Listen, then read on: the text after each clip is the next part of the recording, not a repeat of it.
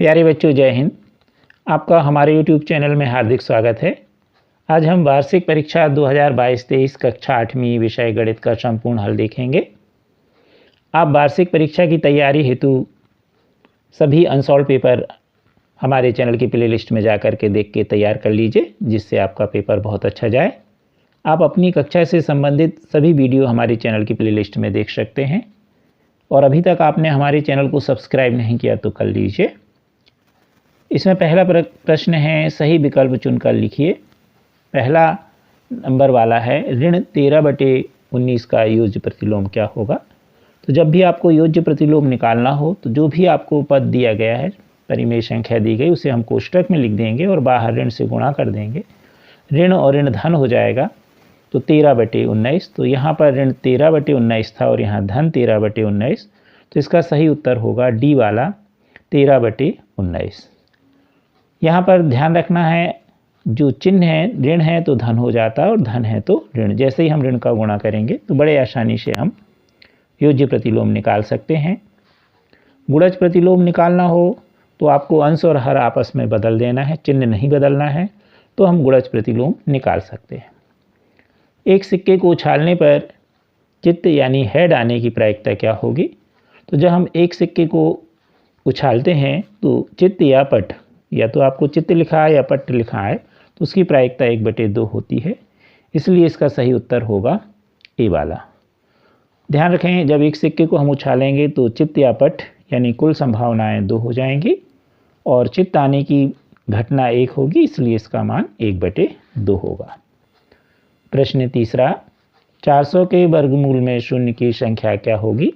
तो ध्यान रखें, वर्ग में शून्य की संख्या दुगनी होगी और वर्गमूल में आधी।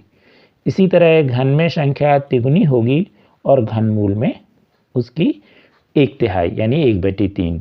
तो यहाँ पर कुल कितनी संख्या है शून्य की दाहिनी ओर से 2, तो 2 का आधा 1 हो जाएगा, यानी वर्गमूल में शून्य की संख्या 1 होगी। मान लीजिए यहाँ होता कि वर्ग में कितने शून्य हो जाएंगे, तो शून्य की संख्या दुगनी, यानी 2 शून्य थे तो 4 शून्य हो जाते, लेकिन वर्गमूल है तो आधे हो जाएंगे, तो 2 शून्य का 1 शून्य हो जाएगा। इस प्रकार इसका सही उत्तर होगा सी 1।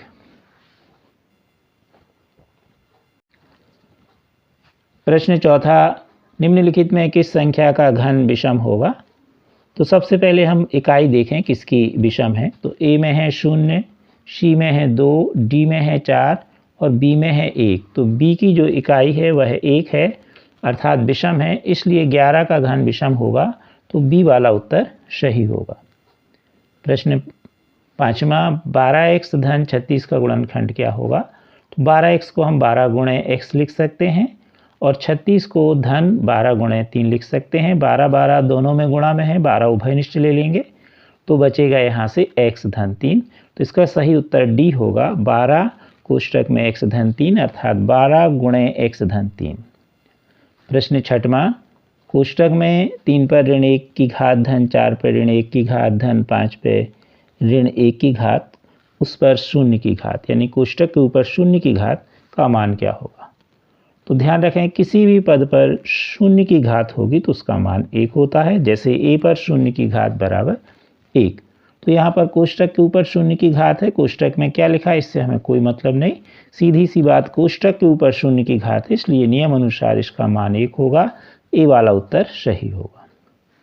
प्रश्न सातवां, 3 किलोग्राम चावल का मूल्य 54 रुपये है, तो 5 किलोग्राम का कितना होगा।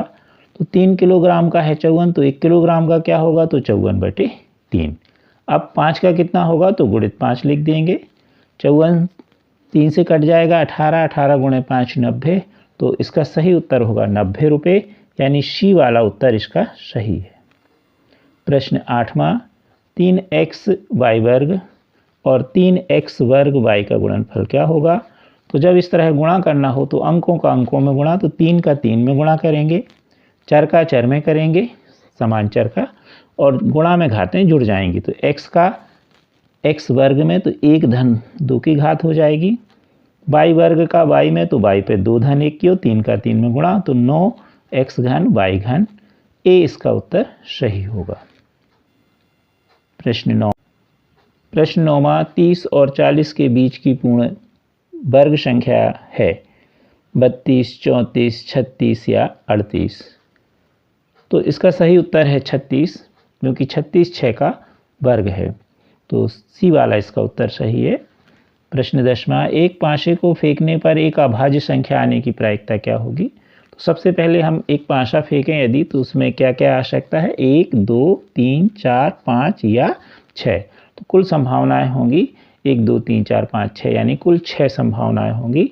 और अभाज्य संख्या इसमें है 2, 3, 5। तो अभाज्य संख्या आने की जो घटना होगी वो होगी 2, 3, 5।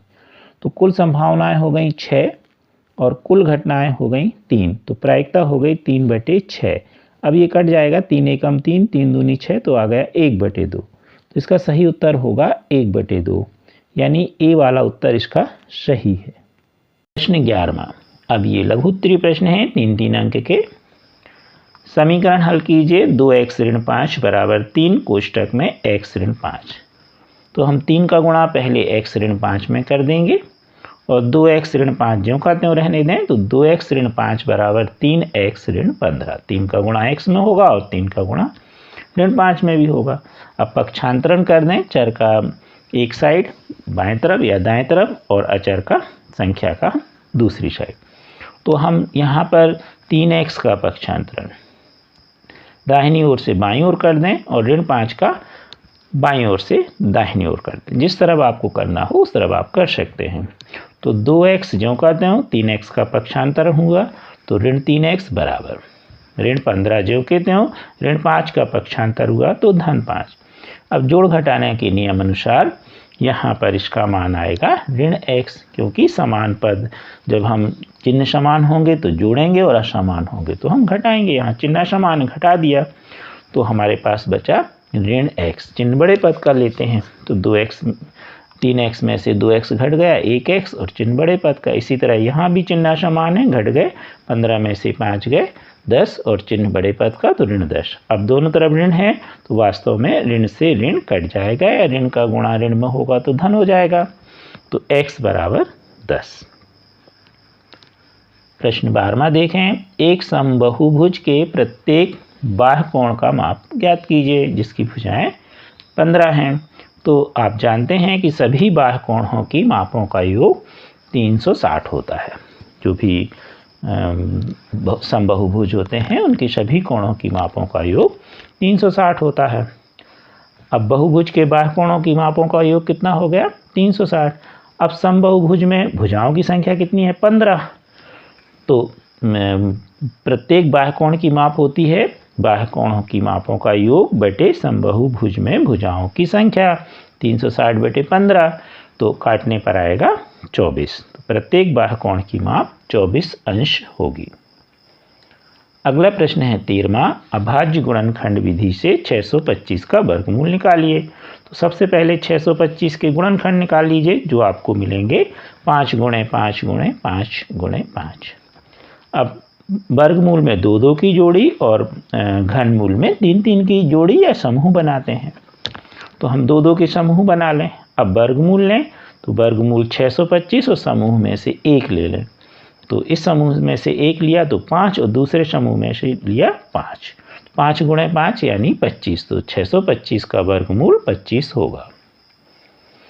प्रश्न 14 देखें, वह सबसे छोटी संख्या ज्ञात कीजिए जिससे 392 का गुणा करने पर पूर्ण घन प्राप्त हो जाए। सबसे पहले हम 392 के गुणनखंड निकाल लें जो हमें प्राप्त होंगे 2 × 2 × 2 × 7 × 7। अब घन प्राप्त करना है तो हमें 3-3 के समूह बनाने पड़ेंगे या 3-3 की जोड़ी बनानी पड़ेगी। तो 2 की तो बन जाएगी लेकिन 7 की 3 का समूह नहीं बन रहा, यानी कितने 7 कम है? 1 7 कम पड़ रहा है। तो अभाज्य गुणनखंड 7 3 के समूह में नहीं आ रहा है, अर्थात कितने 7 चाहिए? 1 7 और चाहिए, अर्थात 7 का गुणा करने पर यह पूर्ण घन बन जाएगी।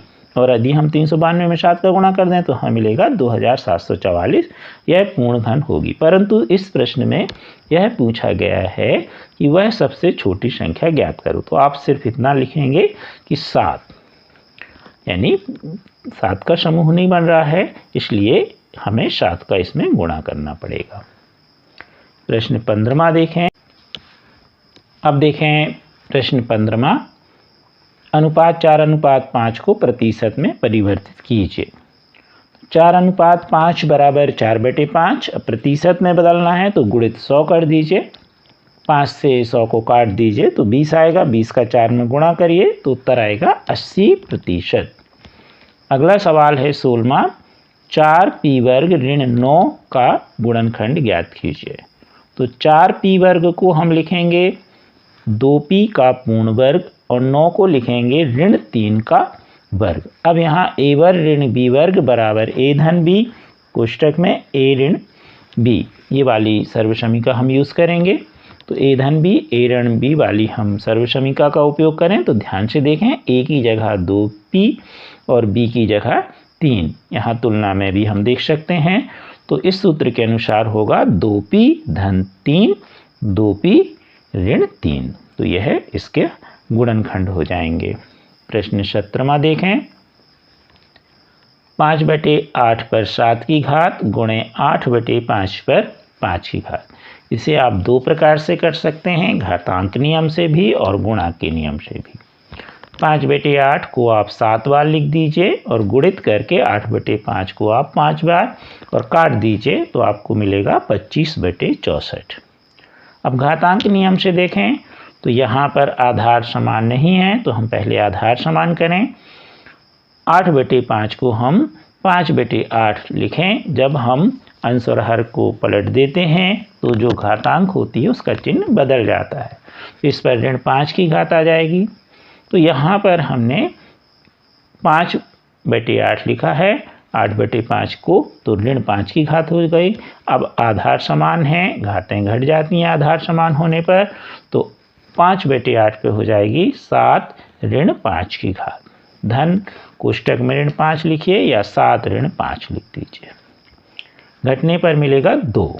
तो 5/8 पर 2 की घात, या इसी को हम लिख सकते 5/8 गुणे 5/8 या 5 गुणे 5/8 गुणे 8 या 25/64। इसे दोनों प्रकार से आप कर सकते हैं। प्रश्न 18वां देखें, एक किसान की पशुशाला में 20 पशुओं के लिए 6 दिन का पर्याप्त भोजन है। यदि इस पशुशाला में 10 पशु और आ जाएं तब यह भोजन कितने दिन के लिए होगा। तो सबसे पहले हम मान लें कि यह भोजन x दिन के लिए होगा। अब 10 पशु और आ जाएंगे तो हो जाएंगे 30 पशु। अब हम टेबल बनाएं, पशुओं की संख्या बटे जो भोजन है उसकी पर्याप्त भोजन के दिनों की संख्या। तो पहले कितने पशु थे 20 और कितने दिन के लिए भोजन था 6, तो 20 यहाँ पर लिखेंगे और 6 यहाँ पे। अब पशुओं की संख्या 10 बढ़ गई तो हो गई 30। अब कितने दिनों के लिए है x। अब हम देखें कि यह सीधा अनुपात है कि प्रतिलोम। तो निश्चित तौर पर पशुओं की संख्या बढ़ जाएगी तो भोजन कम दिन के लिए बचेगा, यानी पशुओं की संख्या बढ़ी तो भोजन के दिनों की संख्या घटी, इसलिए यह प्रतिलोम अनुपात होगा। प्रतिलोम अनुपात में आप जानते हैं इसमें गुणा कर देंगे हम, 20 गुणे 6 बराबर 30 गुणे x। अब 30 का कर दीजिए पक्षांतर, तो 20 गुणे 6/30, तो x बराबर, चाहे आप इधर बराबर में x लिखें चाहे इधर, काट दीजिए तो कितना आया 4। तो कितने दिन के लिए भोजन होगा 4 दिन के लिए। अगला प्रश्न है समांतर चतुर्भुज है, ये थोड़ा धुंधला छपा है, इसमें x y z के मान निकालने हैं। यह ABCD बना हुआ है और यहाँ x लिखा है, यहाँ y, यहाँ z और यहाँ b, कोण का मान है 100। तो सबसे पहले देखें समांतर चतुर्भुज के सम्मुख कोण बराबर होते हैं, यानी कोण B बराबर होगा कोण D, यानी कोण D यानी y का मान होगा 100। अब देखें कोण A और कोण B या कोण B और कोण C, तो ये होते हैं अशन्य कोण। अशन्य कोणों का जोड़ 180 अंश होता है। तो कोण B धन कोण C बराबर हम 180 लिख सकते हैं। अब हम कोण A का मान निकालें तो हम क्या कर देंगे, 180 में से 100 घटा देंगे तो 80 आ जाएगा। अब वही सम्मुख कोण वाली परिभाषा लगा दें, तो इस स्थिति में कोण जो आपने निकाल लिया A का मान कितना आ गया 80, तो C का मान भी 80 होगा। तो इस तरह समांतर चतुर्भुज के दो गुणों के द्वारा हम इसे हल कर सकते हैं। आप साधारण भाषा में भी आप जैसा शॉर्ट में भी हल कर सकते हैं। अगला देखें प्रश्न 20वां, 3x कोष्टक में 4x ऋण 5 धन 3 को सरल कीजिए x बराबर 3 के मान के लिए। तो आप यहाँ पर सीधे x का मान 3, यहाँ पर भी x का मान 3 रख सकते हैं। गुणा करके करना है तो गुणा करके गुणा करेंगे। 3x का 4x में गुणा होगा तो 12x वर्ग, 3x का गुणा ऋण 5 में होगा तो ऋण 15x धन 3। अब x का मान रख दीजिए 3, तो 12 गुणे 3 पर 2 की घात ऋण 15 गुणे 3 धन 3। 3 का वर्ग होगा 9, 12 का 9 में गुणा हो जाएगा तो 108। अब यहाँ 15 का गुणा 3 में तो ऋण 45 और यहाँ हो गया धन 3। अब यहाँ 108 और यहाँ कितने हो गए ऋण 45 धन 3, तो 108 में पहले 3 जोड़ दीजिए तो 111 ऋण 45 तो आ गया 66। अब देखें प्रश्न 21, निम्नलिखित सूचना को दर्शाने वाले एक पाई चार्ट को बनाना है। यहाँ पर एक समूह दिया गया है और उनके द्वारा पसंद भोजन दिया गया है। तो यहाँ पर मनपसंद भोजन उत्तर भारतीय, दक्षिण भारतीय, चाइनीज़, अन्य और योग। यहाँ व्यक्तियों की संख्या दी है। तो हम पहले उत्तर भारतीय, दक्षिण भारतीय, चाइनीज़ और अन्य के लिए हम केंद्रीय कोण निकाल रहे हैं। केंद्रीय कोण कैसे निकालते हैं आप जानते हैं। टेबल बनाना हो बनाइए, ना बनाना हो ना बनाइए। तो जो हम उत्तर भारतीय के लिए लिखेंगे तो यहाँ लिखेंगे हम 30/120, क्योंकि टोटल कितना है व्यक्तियों का 120 और गुणित 360। 360 यानी वृत्त के केंद्र का कोण। हल करने पे आया 90। इसी विधि से हम दूसरा करें दक्षिण भारतीय के लिए तो 40/120 गुणे 360 तो आया 120। इस तरह सभी कोण आप निकाल लीजिए तो आपको मिल गए 90, 120, 75, 75। अब हम वृत्त बनाएंगे और वृत्त में एक त्रिज्या ले लेंगे। मान लीजिए हमने ये एक त्रिज्या ले ली, इसको हम O मान लें, इसको A, और यहाँ पर हम 90 का कोण बनाएंगे। तो ये जो 90 का कोण बनाएंगे तो ये त्रिज्या वाला भाग हो जाएगा। तो ये उत्तर भारतीय के लिए हो गया। अब यहाँ पर चांदा रख के आपने 90 का बना लिया। अब ये जो दूसरी त्रिज्या है इस पर चांदा रखिएगा और कितने का कोण बनाइए 120 का। तो ये किसके लिए हो जाएगा दक्षिण भारतीय के लिए। अब ये तीसरी त्रिज्या हो गई। अब तीसरी त्रिज्या पे आप चांदा रखिए और 75 का कोण बनाइए तो ये आपको एक और त्रिज्या मिल जाएगी और ये वाला भाग मिल जाएगा। तो ये 75 अंश किसके लिए हो गया है चाइनीज़ के लिए। अब शेष ये जो भाग है ये 75 अंश किसके लिए हो जाएगा अन्य का। तो इसमें कितनी त्रिज्या हो गई एक। पहली त्रिज्या में चांदा रख के लीजिए 90 अंश, दूसरे में त्रिज्या मिल गई आपको। अब दूसरी त्रिज्या में मान रख के लीजिए कितना 120 और इसके बाद 75। इस तरह यह इसका पाई चार्ट या वृत्तीय या वृत्त चित्र बन जाएगा। एक कार एक शहर P से दूसरे शहर Q तक जा रही है जो एक दूसरे से 350 किलोमीटर दूरी पर है। दिया गया आलेख विभिन्न समयों पर कार P की शहर से दूरी को दर्शाता है। अब आपको इन प्रश्नों के उत्तर देना। पहला प्रश्न है दोनों अक्षों पर क्या क्या दर्शाया गया है। तो ध्यान से यहाँ पर पढ़ लीजिए और यहाँ पर पढ़ लीजिए। तो यहाँ पर क्या दिखाया गया है समय और यहाँ पर क्या दिखाया गया है दूरी। एक्स अक्ष पे समय और वाई अक्ष पे दूरी। अगला लिखा है कार ने किस समय और कहाँ से यात्रा प्रारंभ की। तो अब यहाँ पर अगर हम देखें तो कार कितने बजे 8 बजे और यहाँ लिखा है इसके सामने P। तो कौन से शहर से शुरू की उसने P शहर से शुरू की। यहाँ पर P लिखा है। अगला लिखा है पहले घंटे में कार ने कितनी किलोमीटर दूरी तय की गई। तो कितनी किलोमीटर दूरी तय की गई 50 किलोमीटर, क्योंकि यहाँ 8 बजे आप देखें तो 0 है और यहाँ पर हम देखें 9 बजे यानी ये कितनी हो गई। यहाँ से धुंधला दिख रहा है तो इसको अच्छे से आप किताब में से देख सकते हैं। तो यहाँ से ये दूरी कितनी दिख रही है आपको 50। तो ये 50 किलोमीटर दूरी तय। अगला प्रश्न था क्या पहले 3 घंटे में कार की चाल समान थी। तो ध्यान से देखिए पहले घंटे में यहाँ से यहाँ तक 50 किलोमीटर। अब यहाँ से यहाँ तक देखें हम तो ये दूसरे घंटे में तो ये ज़्यादा हो गई। कितनी हो गई, यहाँ थी 50, यहाँ 100, यहाँ 150, तो पहले में 50 और दूसरे में 100, यानी इसी तरह तीसरे में देख लीजिए तो नहीं, कार की चाल पहले 3 घंटे में समान नहीं थी, क्योंकि अलग अलग हर घंटे में अलग अलग दूरी तय की गई। अगला है कार शहर क्यू पर किस समय पहुंची। तो अब हम देखें, यहाँ से P स्थान से चली थी, अब ये Q है, तो यहाँ पर हम देखें कि कितने समय पहुंची। तो आप ध्यान से देखिए, कितने बजे, दोपहर 2 बजे। अगला प्रश्न है 8,000 रुपये का 2 वर्ष के लिए 5% वार्षिक दर से चक्रवृद्धि ब्याज की ज्ञात कीजिए यदि ब्याज वार्षिक संयोजित किया जाता है। मूलधन 8,000, दर 5%, समय 2 वर्ष। सीधे हम सूत्र में मान रख दें, मिश्र धन A बराबर P कोष्टक में 1 धन R बटा 100 पर n की घात मान रख दीजिए। यहाँ पर 5 से 100 काट दीजिए तो 20 आ जाएगा, 20 धन 1 लघुत्तम लेने पर तो 20 धन 1 आ जाएगा, तो यहाँ आ जाएगा 21 बटा 20 पर 2 की घात, या 21 बटा 20 हम 2 बार लिख दें, काट दीजिए। तो A का मान मिला 8,820। अब चक्रवृद्धि ब्याज, चक्रवृद्धि ब्याज का सूत्र है A ऋण P, तो A है हमारा 8,820 और P है 8,000, घटा दीजिए 820 रुपये। अगला प्रश्न देखें हम, एक ऐसे घनाभ की ऊंचाई ज्ञात कीजिए जिसका आयतन 275 घन सेंटीमीटर है, आधार का क्षेत्रफल 25 वर्ग सेंटीमीटर है। तो वास्तव में घनाभ के आयतन का सूत्र होता है LBC, लंबाई गुणित चौड़ाई गुणित ऊंचाई। लंबाई गुणित चौड़ाई को हम आधार का क्षेत्रफल भी कह सकते हैं। तो घन का आयतन बराबर आधार का क्षेत्रफल गुणे ऊंचाई।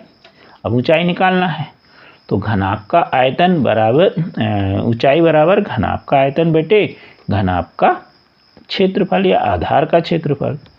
अब घनाभ का आयतन कितना है, 275, क्षेत्रफल कितना है आधार का 25, गुणित ऊंचाई 25 का पक्षांतर कर दीजिए, 275 बटा 25 काट दीजिएगा तो आपको मिलेगा 11 सेंटीमीटर। आप सीधे लिख सकते हैं ऊंचाई बराबर घनाभ का आयतन बटे घनाभ का क्षेत्रफल या घनाभ के आधार का क्षेत्रफल।